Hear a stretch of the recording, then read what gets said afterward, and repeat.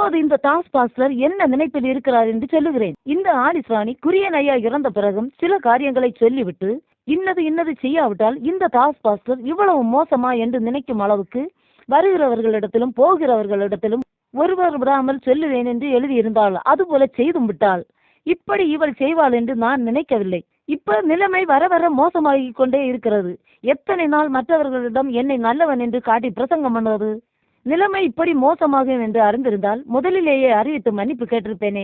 இப்போது சபைக்கு வருகிற அநேகர் என்னை பெரிய பரிசுத்தவான் என நினைத்து கொண்டிருக்கிறார்களே.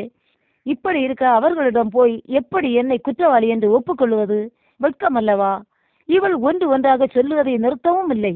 இவள் என்னை சும்மா விட்டு வைக்க மாட்டாள். எல்லாத்துக்கும் மேலாக குற்றத்தை ஒத்துக்கொள்ளாவிட்டால் பரலோக ராஜ்யமும் போக முடியாது.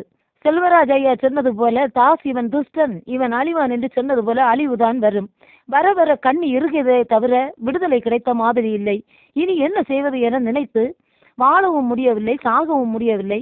சிறையிலே இருந்து சீரழிந்தது போல ஆகிவிட்டது என நினைத்து குழம்பிக் கொண்டு இருக்கிறார். இவர் தன் குற்றத்தை ஒத்துக்கொண்டு சரியான அனுபவத்திற்கு வர ஜெபம் பண்ணுவோம். கர்த்தர் நம் அனைவரையும் ஆசீர்வதிப்பாராக. ஆமேன்.